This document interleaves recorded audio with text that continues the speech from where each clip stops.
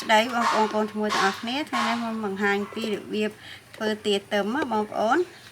ហើយគ្រឿងផ្សំបងប្អូនចាំមើលបដាខ្ញុំបាននិយាយមួយទេពេលខ្ញុំដាក់គ្រឿងផ្សំមួយខ្ញុំប្រាប់បងប្អូនណាជាដំបូងខ្ញុំផ្សំគ្រឿងធ្វើសាច់វាសិនណាបងប្អូនធ្វើឲ្យសាច់ញាត់ទៅក្នុងទាហើយយើងមានសាច់ជ្រូកចិញ្ច្រាំ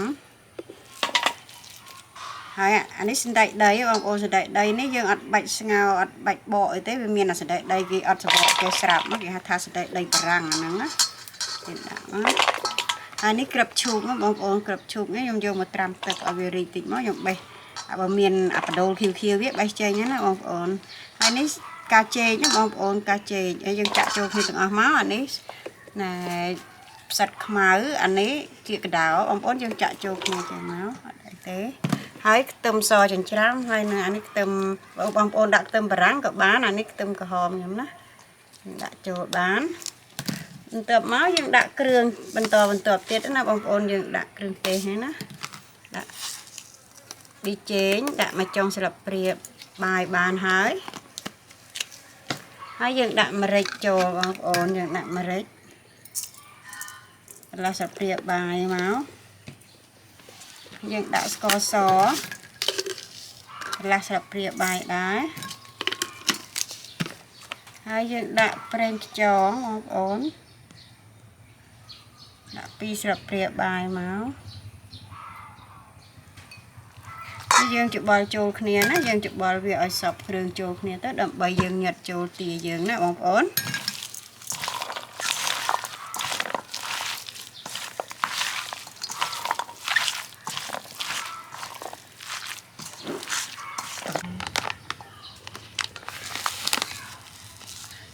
ហើយយើងដាក់ម្សៅស៊ុបខ្នុរមកស្រាប់ព្រាបាយបងប្អូន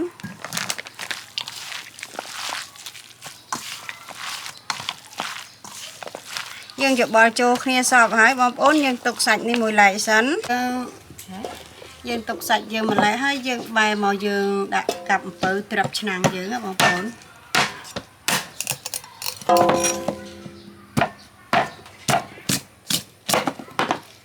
យើងកាប់ពៅសប៉ែតទៅមកយើងត្រាប់ដើម្បីឲ្យវាឈ្ងុយផងដើម្បីក្រែងលោយើងវាឆ្លោះឆ្លោយទៅវាខ្លោចបាតអីវាអត់ខ្លោចដល់សាច់យើងទេណាបងប្អូន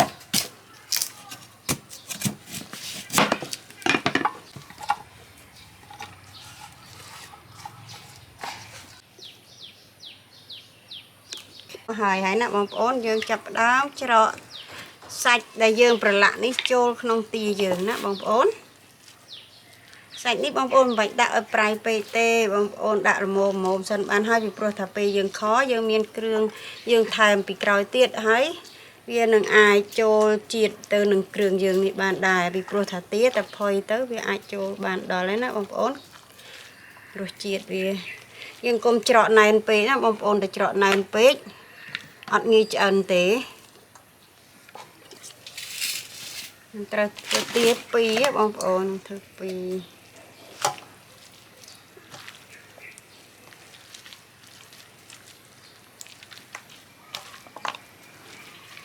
ហើយយើងសល់អាសាច់ហ្នឹងបងប្អូនអាចដាក់ខក្នុងឆ្នាំងជាមួយបានណាបងប្អូនអត់អីទេព្រោះទៅវាមានសាច់នៅខាងក្រៅផងវាអាចឆ្ងាញ់ជាង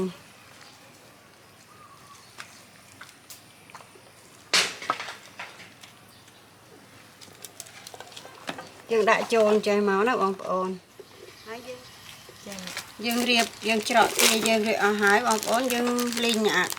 ការចាន់នេះណាបងប្អូនដាក់ដើម្បីឲ្យវាឈ្ងុយណាបងប្អូន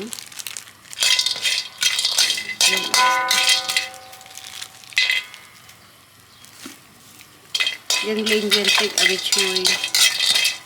មកនេះមកបងប្អូនចូលក្នុងឆ្នាំងណាបងប្អូន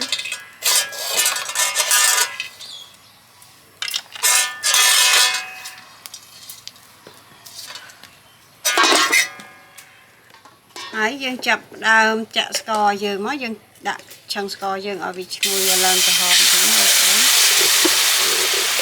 ស្ករត្នោតបងប្អូនមកយើងដាក់វាឲ្យច្រើនតិចមកណាដើម្បីឲ្យវាផ្អែមតិចឲ្យវាឆ្ងាញ់ទាទឹមនេះមានរសជាតិផ្អែមប្រៃ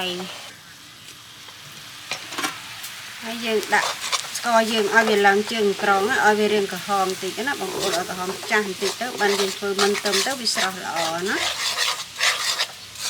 យើងកូរវាឲ្យស្គមឲ្យវាខ្លោចកដិបកដុបតែខ្លោចវាវិញណាបងប្អូន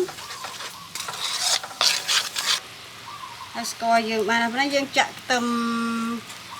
សចិញ្ច្រាំចូលបងប្អូនដើម្បីឲ្យវាឈ្ងុយណា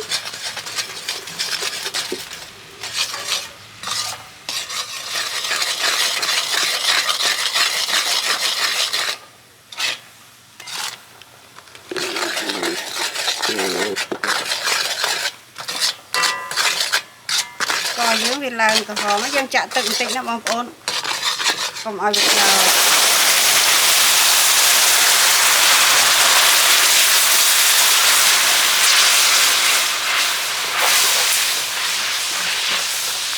យើងអាចចាក់គ្រឿងចូលបដាណាបងប្អូនយើងដាក់ទឹកត្រីមួយស្លាបព្រាបាយមក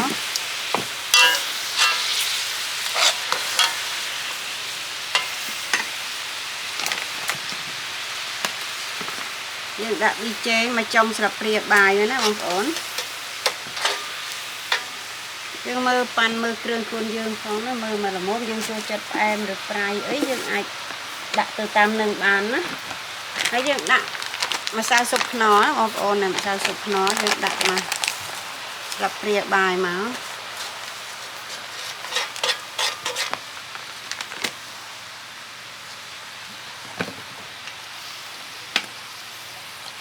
យើងដាក់ប្រេងខ្យង2ស្លាបព្រាបាយមកយើងដាក់ម្រេចកន្លះស្លាបព្រាបាយមកយើងកូរវាឲ្យរលាយសព្វចូលគ្នាមកយើងដាក់ស្ករយើងទុកឲ្យវាពុះឲ្យវារលាយស្ករសិន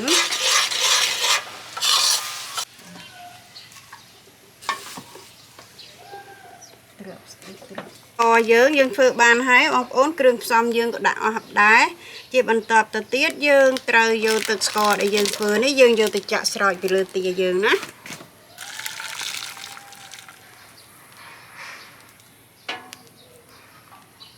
យើងស្រោចទឹកស្ករស្រោចឲ្យហើយយើងយកមកដាក់លើចង្ក្រានភ្លើងមកព្រោះទាហ្នឹងខ្ញុំដាក់ចង្ក្រានខ្ជុងពីព្រោះទាវារៀងស្វិតបន្តិចណាបើសិនទាខ្ចីត្រឹម1ម៉ោងវាអាចផុយណាបងប្អូនមក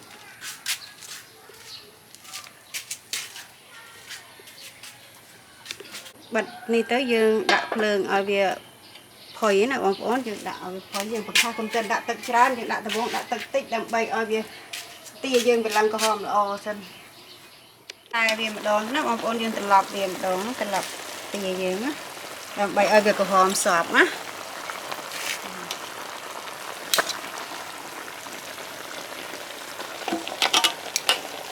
ដល់ពេលយើងប្រែអញ្ចឹងហើយបងប្អូនដល់ពេលវារៀងតែទាយើងឡើងសាច់ក្រហមល្អហើយយើងដាក់ទឹកវាឲ្យច្រើនដាក់ទឹកឲ្យលិចណាបងប្អូនដើម្បីឲ្យវាឆាប់ផុយសាច់នេះយើងដាក់វាឲ្យវាលីងទៅទៀតខ្ញុំនឹងអាចថែមទឹកហើយណាគ្របវាតិចចឹងមិនគ្របជាតិទេទឹកណាបងប្អូនយើងថែមទឹកឲ្យលិចសាច់ទៅដើម្បីឲ្យវាផុយយើងឲ្យលិចទាយើងឲ្យផុយល្អ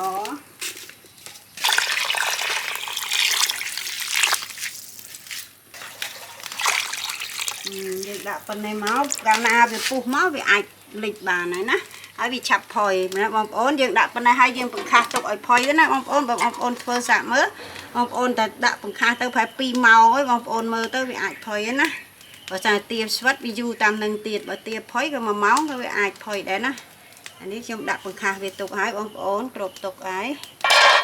ចាំផុយសឹមយើងមើលទាំងអស់គ្នាម្ដងទៀតណាបងប្អូនទៀតតែយើងឆ្អិនហើយបងប្អូនចំនួនចូល3ម៉ោងពេញបឹបហ្មងបងប្អូនអើយវារៀងស្វិតបន្តិចណាបងប្អូន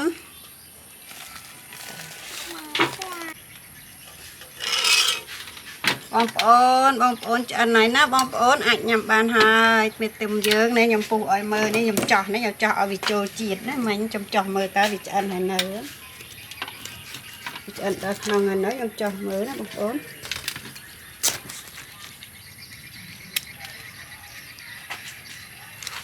នេះទៀត